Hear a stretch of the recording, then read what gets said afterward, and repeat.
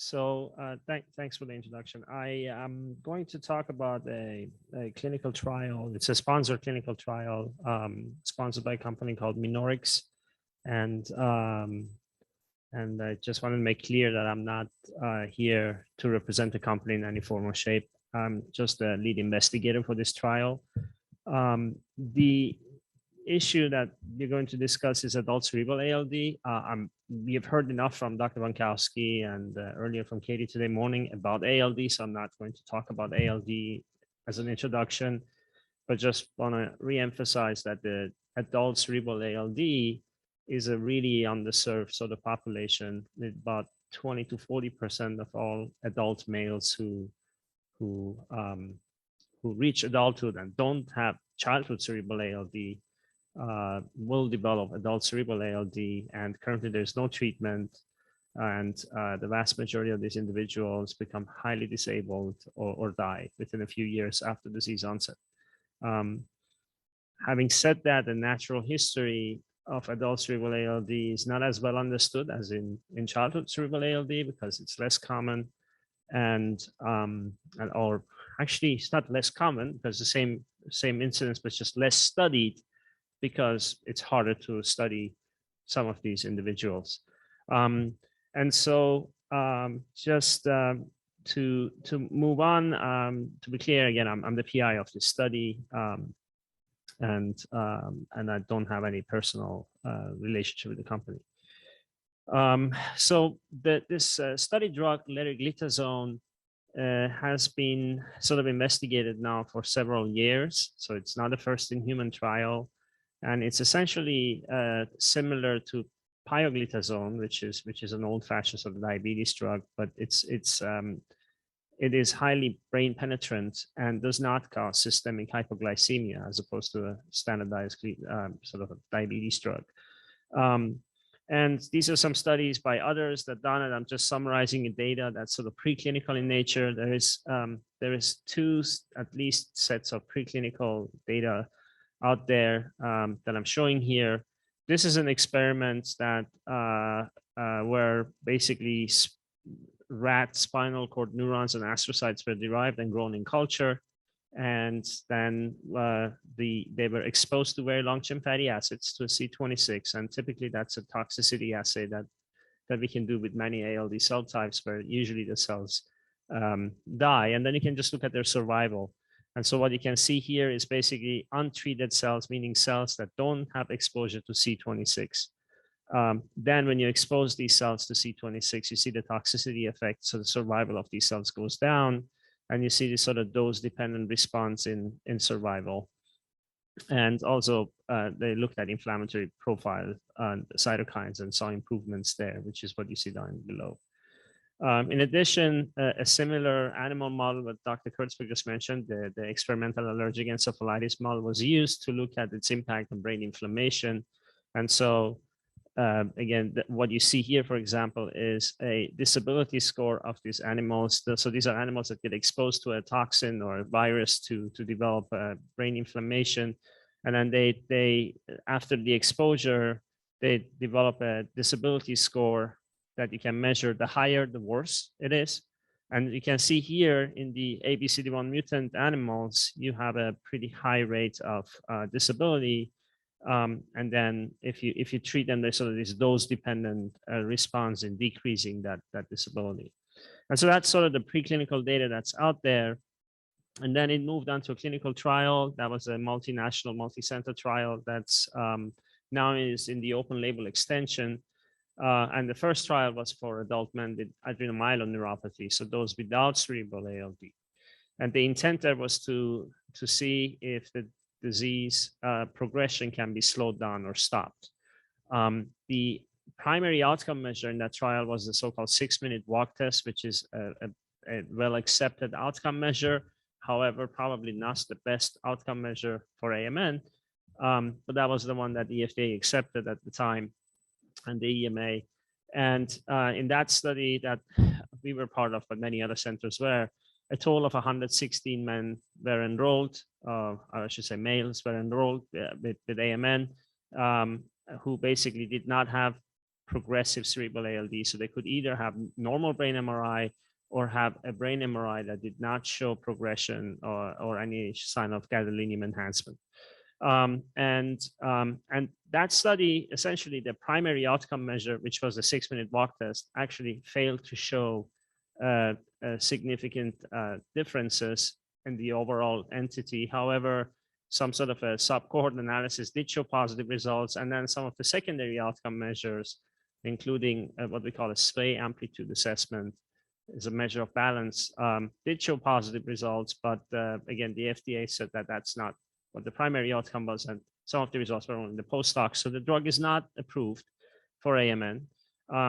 But as a side observation, and this is a paper that was published last year in Lancet Neurology, the results are there. As a side observation, or sort of a incidental observation in this study, it was noted that while the placebo-treated group in this trial, there were several members who developed cerebral ALD, or basically as defined as either new onset lesions or progression or gadolinium enhancement of pre-existing stable lesions. None of this happened in the treated group.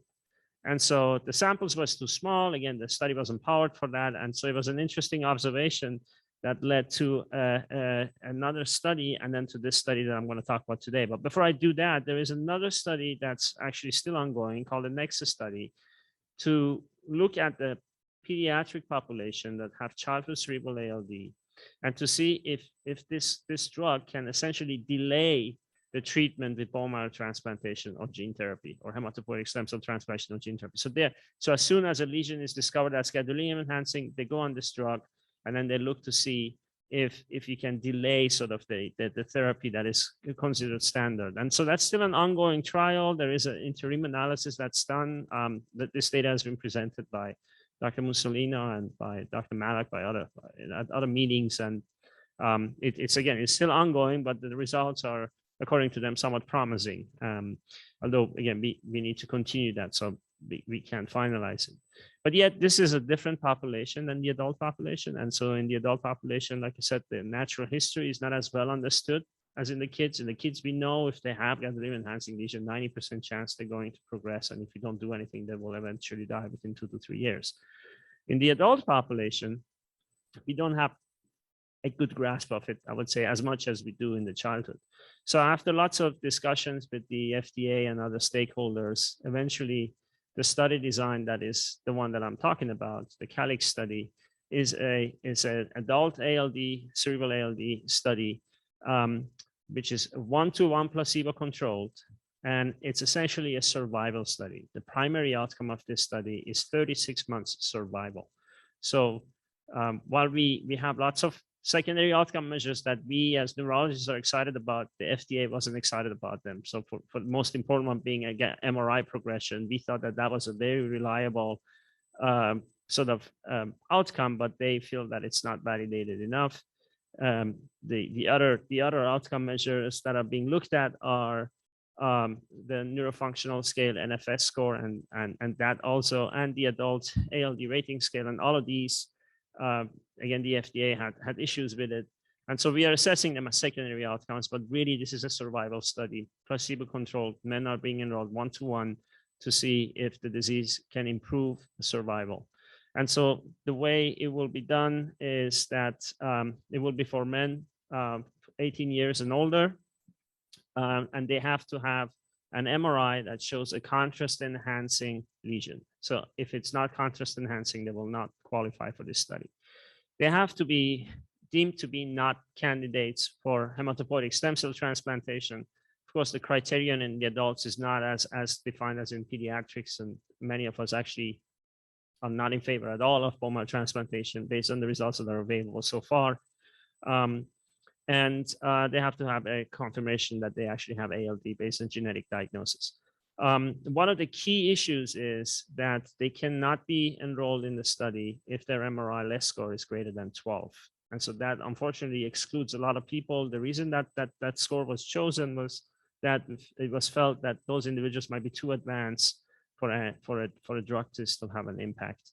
And there is potentially some anecdotal experience for that. The other issue is, of course, if they had a prior bone marrow transplantation or gene therapy, they would not qualify for this study. And another thing that's important to mention is that these have to be individuals who consent themselves. So if their cognitive function is to a point where the investigator feels that they are unable to consent to the study, they cannot be enrolled into the study. And these are somewhat exclusion criteria that are really limiting the number of available individuals, because we're talking about a subset of a phenotype in a rare disease, and then within that group, only a subset of patients who will actually qualify. So the biggest challenge here is, I think, going to be recruitment, and that's why I've been, going around trying to advocate for this study. Not because I think this drug is working or any way like that. Of course, we need to determine that. That's why we're doing this study, but because this is the only trial right now available for adult cerebral ALD beyond bone marrow transplantation. So the study design is essentially, like I said, a one-to-one recruitment for placebo versus the Leriglitazone drug.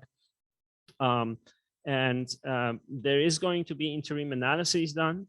That's important. So we are hoping that actually after 18 months, we might be able to come to a conclusion that this is doing something or not. So you heard from Katie, many of these men die within a year. And so this is a bad disease. So, hopefully we don't have to do an actual study for 36 months, but that's the idea. And there is going to be an open label extension.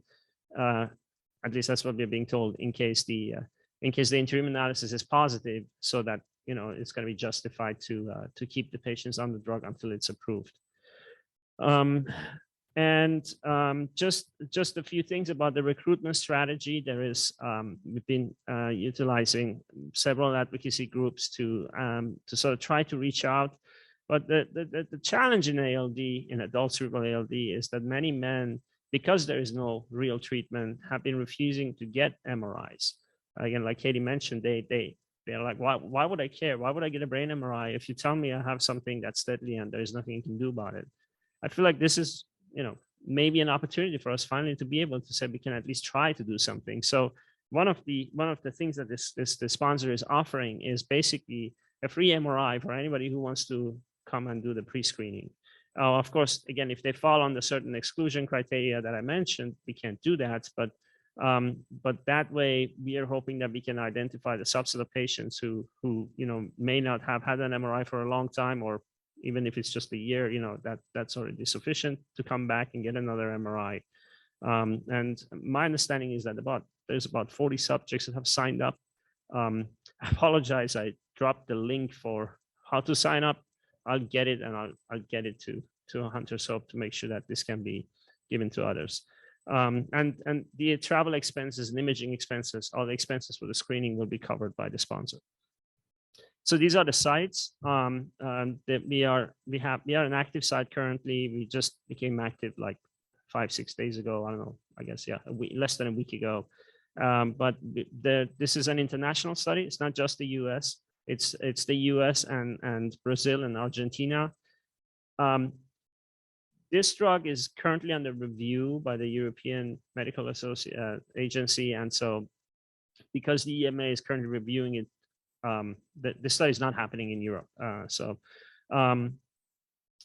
these are the other sites, and it's some of the investigators you see are sort of the usual suspects whose names you have heard of. But that's all I was going to talk about today, was just to mention this study. Thank you.